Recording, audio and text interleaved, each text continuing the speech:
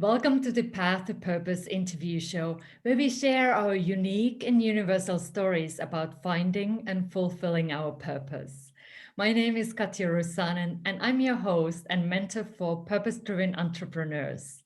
My intention for this show is to inspire you on your path to purpose. Today, I have a pleasure to interview online client attraction alchemist Barbera Ames.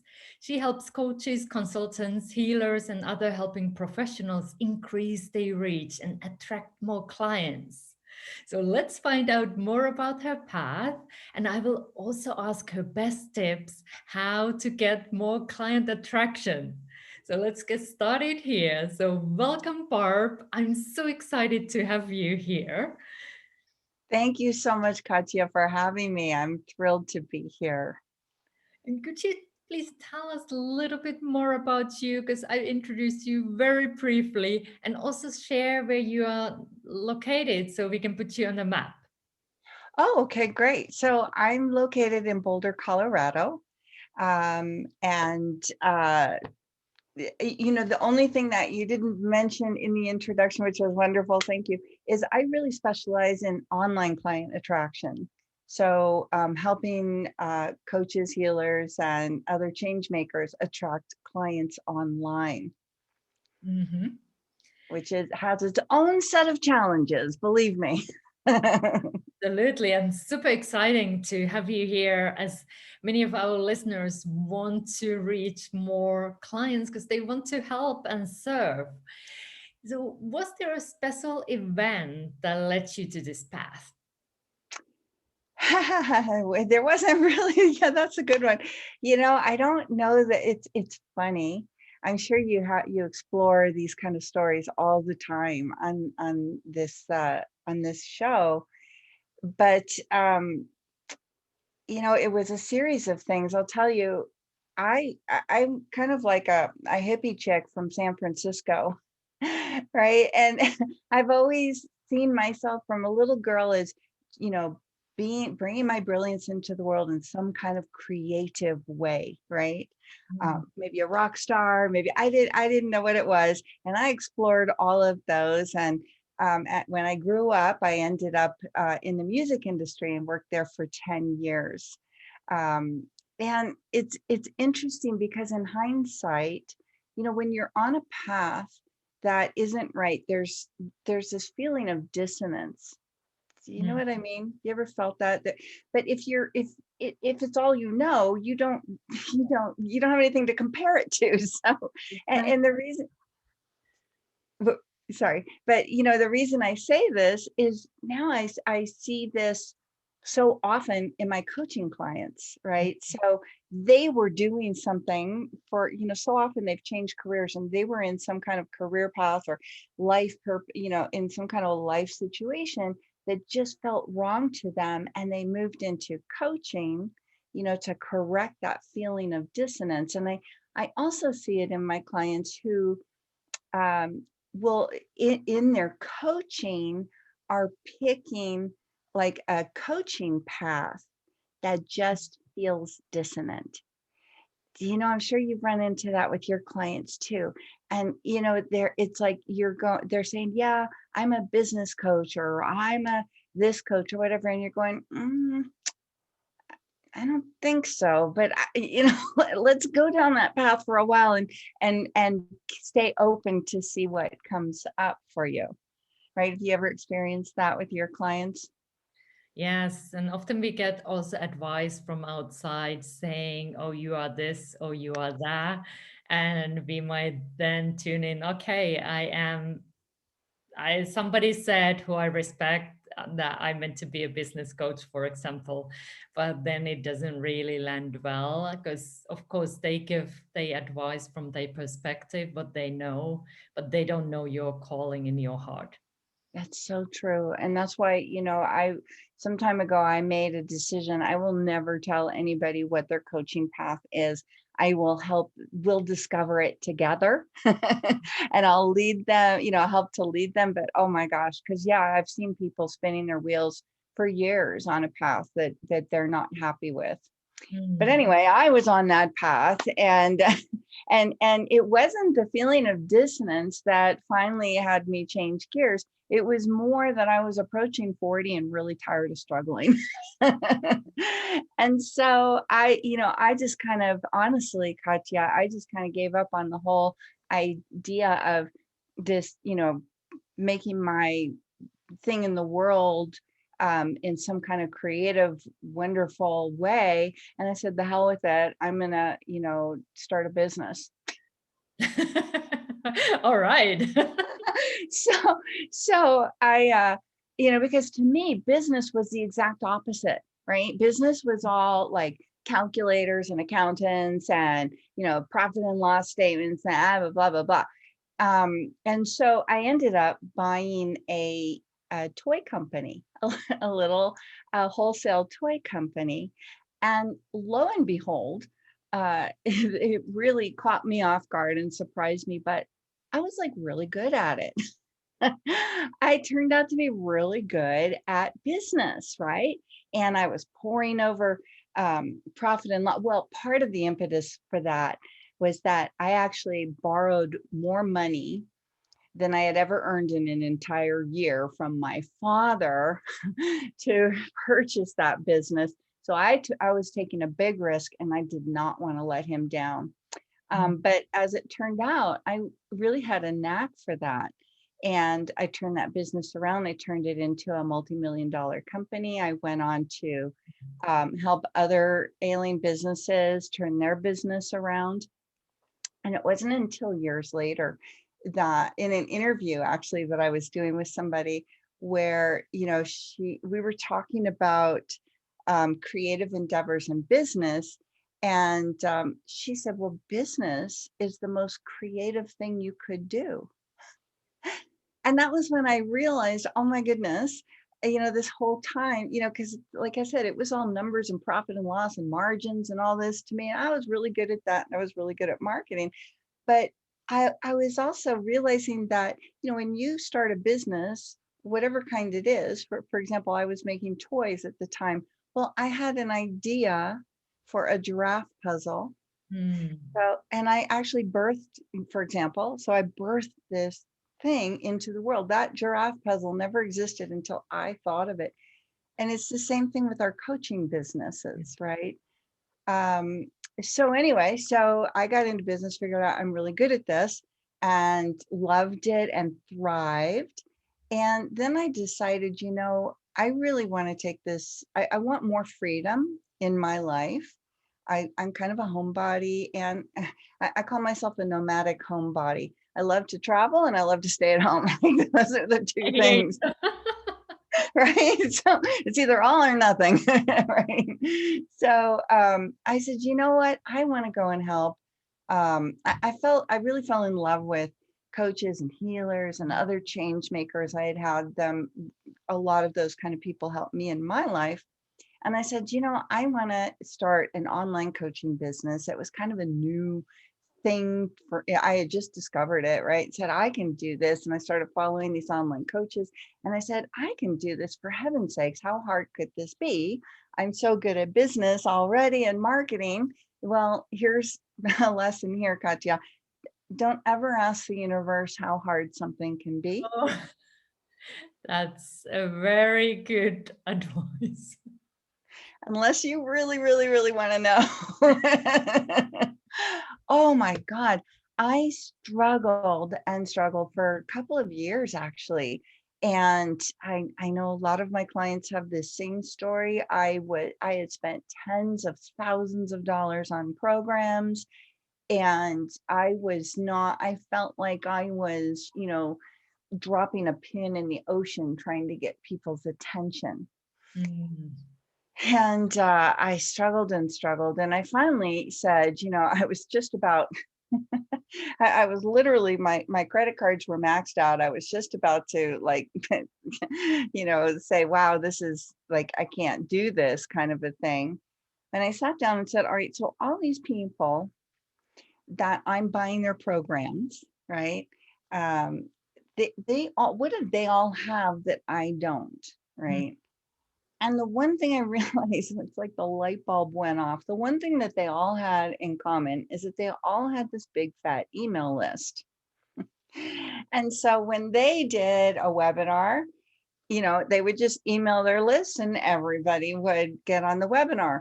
When I did a webinar, I put it on Facebook and my best friend and her mother showed up, right? Well, at least some support. I had some, right? And when they launched an online course, they emailed it to their list and got hundreds of people. When I launched my online course, I got crickets, right? So I realized this is what I need to do. I need an audience. And in the online world, that really looks like an email list, right? Because Facebook and social media are pretty much your friends. Who follows me on Facebook are my friends, right? And they're very supportive and nice. And I get a lot of atta girls from them, but they're not going to become my clients, right? So I said, I need to have this email list. How do I go about finding not just anybody, but people who are actually in the market for my kind of services? And I searched and searched, and I happened upon a course that was teaching people how to do summits, like telesummits. So this was about 7 years ago, right? And that was such a breakthrough for me, Katja. The whole notion was very scary. Like, create this event, this online event, and interview all these experts, but I took a big risk, like I did when I purchased the toy company. And I said, okay, I'm going to reach out to these people and ask them if I can interview them. And at the end of that event, I went from a list of 0 to a list of 3,000. I went from no clients to a full roster, and I had my first 5-figure month. Wow. What an amazing result. Because that is the power of assembling, starting with lead generation is what we call it, right? Generating leads, generating ideal clients, prospective clients, and speaking to them. And it makes all the difference in the world. Instead of, speaking into a vast ocean of nothing, you're speaking to people who care about what you're talking about and are much more inclined to become your paying clients. I love that. And thank you for sharing your journey. And what fascinating. I didn't know that you had a toy company. That was like, oh, wow. That's why I love doing these interviews. Every time you learn like different paths and different things people have done before they have found what is truly for them right now. It's crazy, isn't it? I'm sure you hear like everybody's paths, they're so littered with all these things that weren't their purpose. But then in hindsight, when you look back at all the things you did that weren't it, like it all makes sense, doesn't it? And it's all built up. Like you learn from each experience that you have had, so that it supports you now. And you Yes. covered also like, hey, I'm good at this. Like I can turn this company around and make it grow. So that's also a learning experience for you. And now you can help others on their journey to grow their businesses. I never would. I mean, if I had, said, "Oh, I'm going to be a business coach," before that, like, why would I do that? And that gave me the know-how. So when I look back at everything, even the music business, that I was in, everything led to this point in my life. And most of the people, like you said, that find their purpose, that are living their purpose, have, I think, can point to all the steps that brought them to where they are. And it makes total sense. Yeah, and thank you for sharing that. And you shared a little bit of your journey, your own struggles that you overcame. You found a way to actually get those leads and get those ideal clients in. And in your opinion, why do so many people struggle with the client attraction online, especially? Well, over the years, since I did that summit, I've really learned a lot about what it takes to get people's attention when you're on the world stage, which the internet provides to us, right? And, you know, a lot of people talk about branding and messaging. And the way that a lot of people approach it is, who am I? What makes me unique? This is what I think. This is what I feel. This is what I think you should do. This is what I think the world should look like, right? Yep. And that's all valid and a part of it. But the other half of that is largely ignored, which is, who are the people that I naturally attract, right? I call them your tribe. And because there are people that would, you know, that would eagerly say yes to doing anything with you, not just giving you money, but just going in. And there are other people who would just be like, yeah, I got better things to do than hang out with you. Sorry. So they're not, that's fine. They're not your tribe. But the people that would say yes to you, when you start looking at where they are coming from, what they think the problem is, and then meeting them where they're at, that's when messaging and what you're talking about, that's when that all starts to connect. And I think a lot of people miss that. So there's kind of stages, I feel like, and I went through these too, you know, where when you're in business, where, you know, first you're thinking, well, I have to talk about myself and me and my story and my journey and yes, you do. That's all part of it. And then the other part, though, that we forget, because business really is at the core, it's a relationship. It's you and your potential, or your client or your potential client. And so just like in any relationship, if we're just all about us all the time, the other person's they're not going to hear us. They're not going to feel connected. So to connect, we want to think about, where are these people now? What are they thinking is the problem? What do they need to know about what they think is the problem before they can understand what I, looking from the outside in at them, understand about them? And when we start talking about those things, we connect, and then we can bring them across the bridge to what they need to know. And that's when they become our clients. Oh, wow. Those were golden questions. So, and if you're tuning in, take time to write down your answers to those questions that Barb just shared, because that will help you to move forward on your journey and really seeing those two parts. Like, yes, your story is important, but also then remembering your ideal clients, those people you want to serve. Where are they? What are they experiencing? And then having that bridge that connects. And that often I use the story to connect to you as a connector between us and the ideal clients. Story is one of the best ways to do it, right? Because you're in essence, that bridge that I mentioned is in essence shifting somebody's mind about the way that they're looking at the problem. And the best way to do that is through story. And now, like, people are like, okay, somebody's there, like, okay, I answer all those questions. I just really want to figure this out. And they are inspired. So what could be then the next step that they could take once they have the first step? Answer those questions, write them down, write down your answers. But then what could they do next? Like they now know the answers to those.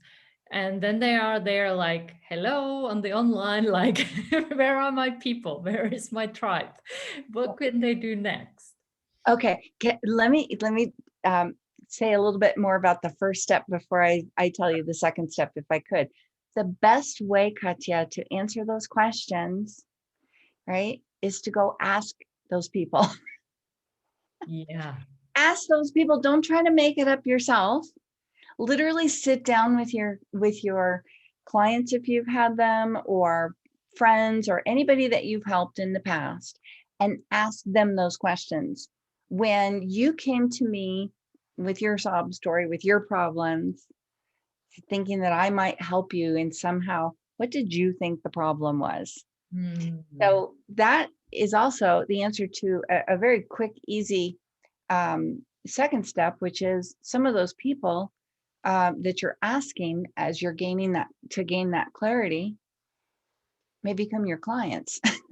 So that's the first place to start, because when they're uncovering what they thought was the problem, then you can immediately say, wow, that's interesting. I can help you with that. You don't need to go into your diagnosis of the problem. In other words, what you really realize the problem to be. So can I give you a quick example?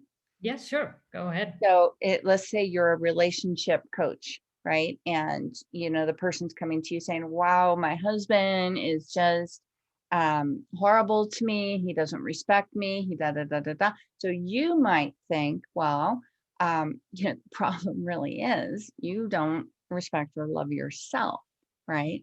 So you as the coach, this is where we often live.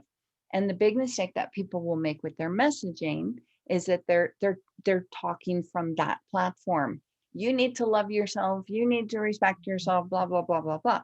Well, this person that might have come to you in the past, they're still saying, yeah, someday I'll get around to that. But right now, I need to figure out how to get this old lug of a husband of mine to respect me.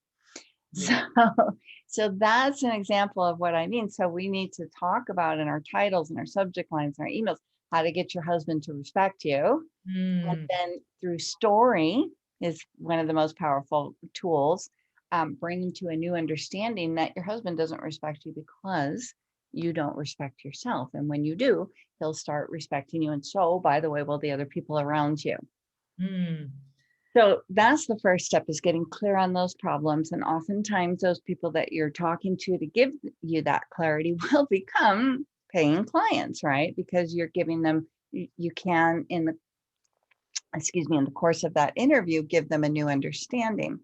But once you are really clear on those problems, Katja, the next step is to find those people, to start talking about from their point of view, use those problems as they've expressed it to start generating leads. And I love that. Like, thank you for taking time to really clarify that as well, like how to start. Like, if you know people, just ask. And often we shy away from asking. We don't want to have that conversation to ask what brought us here. But that, if you have the courage to start there, ask the questions, then you get really valid information for you that will support you, and so that you can help even more people. So that's something, like, focus on your why. So that might give you the courage then to start asking those questions and get the information you need. And that's going to inform your topics.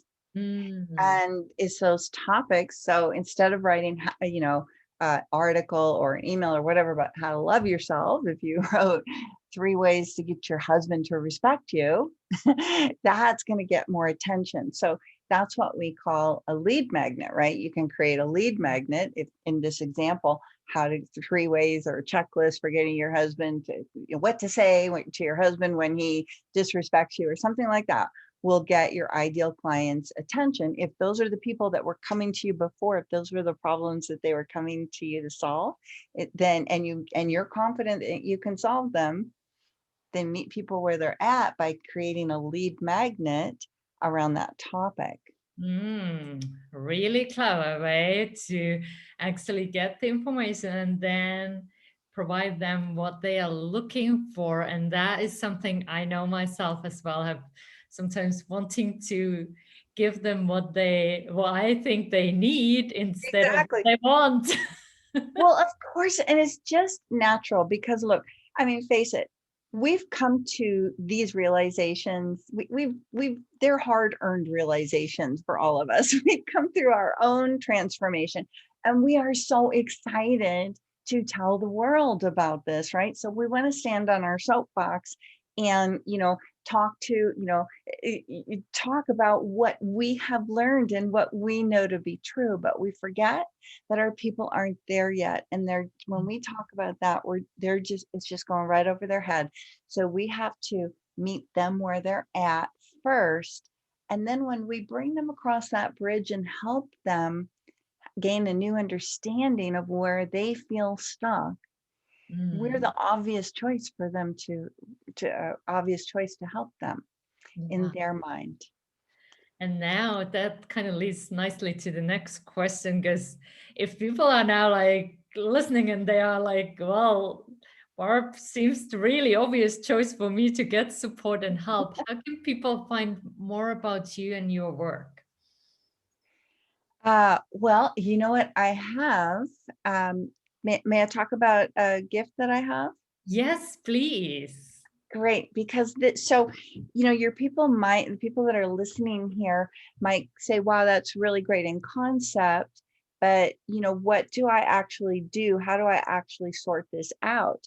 So I have a little 15-minute video training that actually leads you through an exercise. So it's not like a sit back and learn thing. You are going to be doing something, and I am going to be helping you figure this out so that you can extract these wonderful magnetic problems from your tribe, basically from the people that you have attracted in the past. And I'd like to offer that to your community.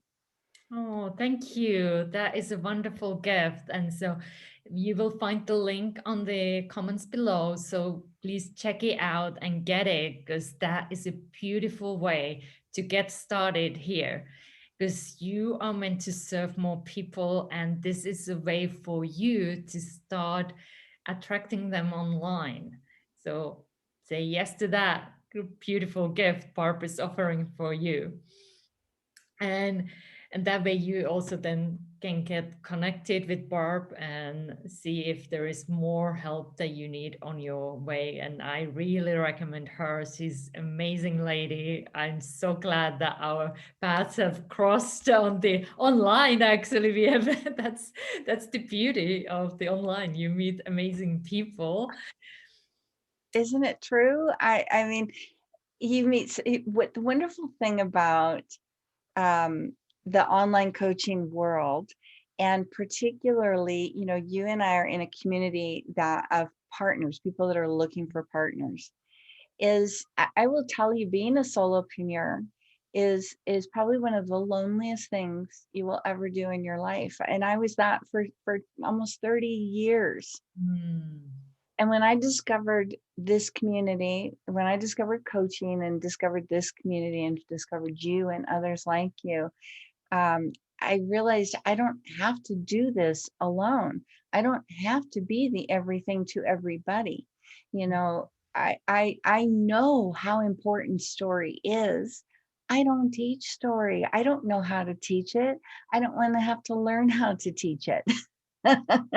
I would rather have you come and teach my people. And if your people need help generating leads, come Mhm. in and teach them. And it just opens up this wonderful world and makes it feel like you're part of this. You don't have to be everything to everybody. And no matter what niche you're in, there are other people that are complementing you. And when you work together, magic just occurs. I heard this one thing. This is something that really just opened my eye, blew my mind and opened my eyes, that I'd like to share. Yes, Y- please. You You you know, are reading my mind, because I was just thinking, like, do you have a special message you want to share? And oh, you, well, here it is. here it is. Ta-da! Here it is. And that this is part of lead partnering, is also probably is my main strategy for generating leads, right? And here's the thing. Traditional business has always been built around a mindset of scarcity. Mm. That's how business operates. There's only so many customers in this town. And so if any customer that you have is one that I won't. And that is what produces competition, Mm. right? So that's why business is based on scarcity and competition is rampant, right? That's the male model of how to do business. But the beautiful thing about the coaching industry, which is relatively in its infancy, is that it has been built around this notion, this mindset of abundance, Mm. that there's more than enough for everybody. So one client, it's not a client that's yours, won't be a client of mine. They might be a client of both. And the wonderful thing about that, when you open your heart and your mind to that notion of abundance, that then would-be competitors become partners. And instead of competing against each other, we're working together. And that just feels so amazing, doesn't it? It does. And I really love that collaboration and cooperation, like let's support each others instead of compete, because it truly it is, we all have also different energies, so we resonate with different people, and then we can also complement, like you said. Like, I don't do lead generation. That is like, I just say go to Barb, she's an expert in that field. And that's the beauty here. Like, you don't need to do everything, like you said. And that's such a relief. Like, I can just focus on my cake, what I love to do, and I can have then connections who love to do something else, something different things. And you can build your own network as well. Who are the people you resonate with? And then recommend them, like from my heart. I can recommend Barb. We just recently met, but there is just beautiful connection, and I just like, yes. We just, and it makes so much sense as well with the what we do, and that way we can then support even more people to do the work that you want to do, that you can serve those clients you are meant to serve. So definitely do check Barb's gift. You find it on the comments below, the link. So click that and get it, as you are meant to serve people here. So thank you so much for your time, Barb. It's been amazing to get to know you more and hear about your work. Thank you, Katja. I so appreciate you and what you're doing in the world and the work that you do. You are so important, and this is true for everybody on here. You are so important. You are so loved, and love is calling us all forth. Oh, that was beautiful. And thank you for watching Passive Purpose Interview Show. If you want more support on your path, join Lightworkers Who Succeed on Purpose Facebook community. And I'm sending you so much light and love. Stay well and stay tuned for the next episode. And you can also go and check our previous episodes. So bye for now.